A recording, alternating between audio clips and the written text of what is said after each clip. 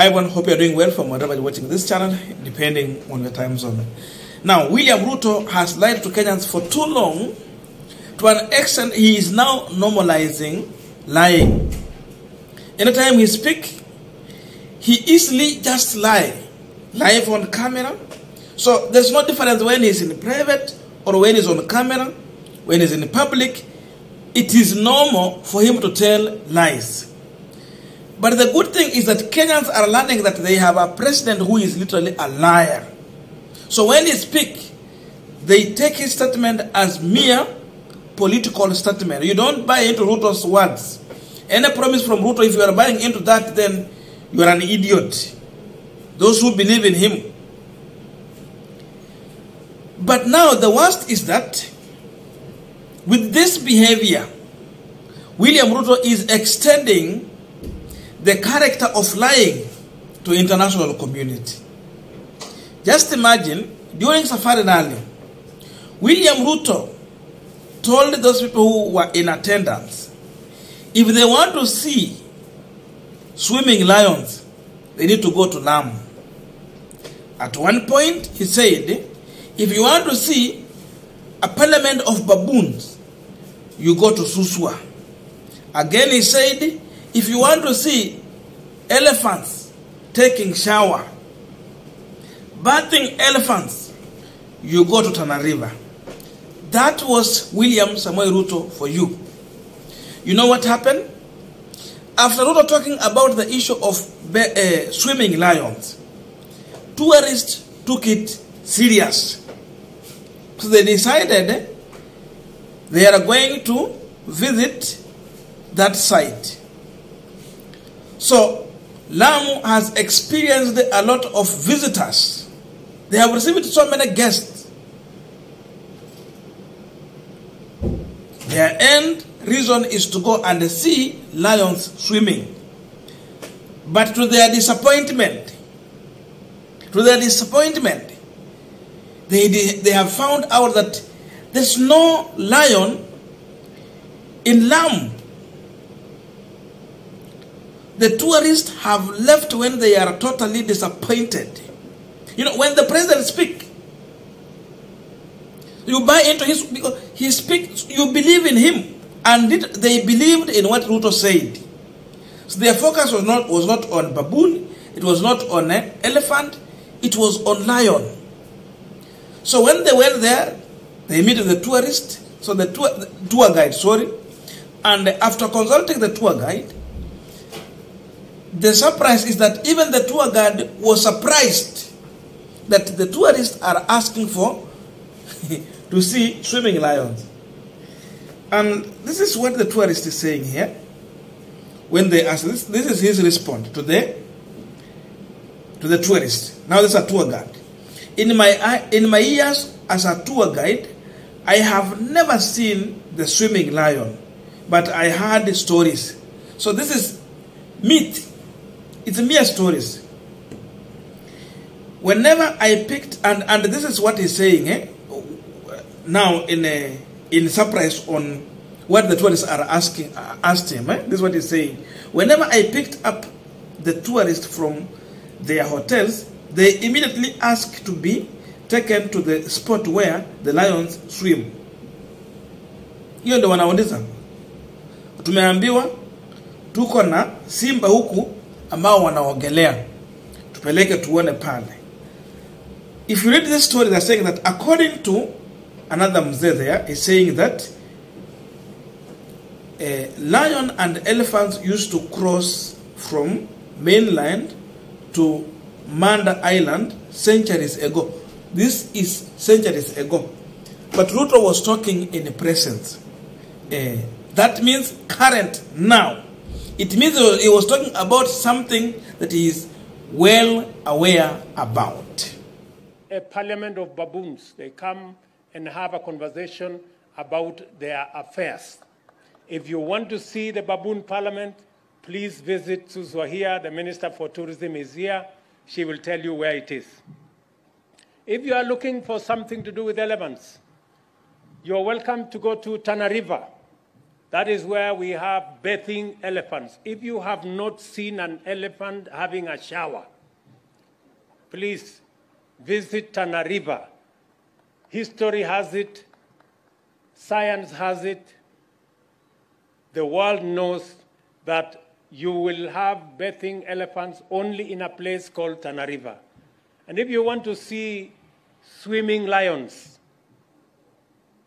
how many of you have seen a lion swimming? Go to Lamu. There is a spot in Lamu where lions swim. And finally, now we are continuing with the Pangina discussion, but there's a quick request for those who are watching and you are not subscribed, please consider subscribing. To our returning subscribers, Samasha, thank you so much. And again, to all our viewers, please give this video a thumbs up. Thank you so much, and back to this discussion. Now, you might take William Ruto's statement as a joke, but there is a serious issue here, like two things. For today, yesterday, and the other day, the tour guide in Lamu, those who are in hospitality industry in Lamu, might be happy that they have had good business because many tourists trooped to that area. But the question is, will they come again?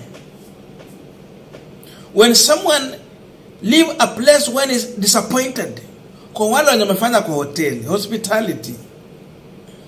Even some of these guests goes to an extent of writing bad comments on TripAdvisor and those other booking sites about their experience during their visit.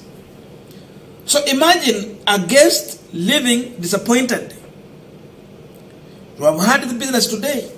They will say that, will they even think of coming again? That alone, William Ruto has given a bad name to Lamu. So if there was people who are going there, now they're going to reduce. They will never visit again because they have left disappointed. So literally, he has touched on the issue of tourism. Those who want to come and visit Kenya, adventure, discover, they will have to think twice. Wanakuja kama they are doubtful. Ukienda president anakuambia hii, tourist anakuambia kitu kingine tofauti. That alone has compromised the confidence in tourism sector in this country. So he thought he's bringing business, and he was jokingly making the lie. Now, this one is a distraction. Number two, Ruto is the president of Kenya. When he speaks, he's speaking on behalf of the country. So when he speaks, it's the image of Kenya. When he's outside, he's carrying the flag of Kenya. Kenyan flag. Just imagine such a man, he get to an event and he lied to the people, not Kenyans. Foreigners have come in this country, then you are lying to them that we have swimming elephant, we have swimming lions, we have bathing elephants, we have parliament of baboons. You lie to them like that. So, what are you telling them? What perception are they going to live with? Yule president mwenye huwa anadanganya, yule president Mkenya mwenye anadanganyanga. First impression, Wakenya ni waongo. That is the image Ruto is now bringing to the country. The bad name is bringing to Kenya. So when they see a Kenyan flag being raised anywhere, they think of liars. It is a seed Ruto now is planting in the international community. Inchi ile ya waongo, president yule muongo, wananchi wale waongo. That's what he's bringing now. So many people who are going to meet with the Kenyans, wakiona tu uko sana sana wale mnavaa hii, mtu akiongea na wewe, first of all, the first thing they will think about ni uongo naambiwa. I'm being lied to. So when you speak, they see a liar. That is the perception Ruto is creating internationally. So even when a Kenyan will be speaking, You speak even without, especially when you talk about matters to do with tourism. You don't have that confidence because your president has lied.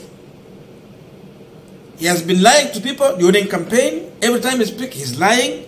He gives fake promise. But now he's extending the lies to the international community. Umeambia wageni uongo. Then what do you expect? And that is the sad story of Kenya. Swimming lions. How many of you have seen a lion swimming? Go to Lamu. There is a spot in Lamu where lions swim. And I encourage all of you, those of you who are in Kenya, those of you who come from other parts of the world, those are what makes Kenya stand out. And finally, we have, history has it, science has it, the world knows that you will have bathing elephants only in a place called Tana River. And if you want to see swimming lions,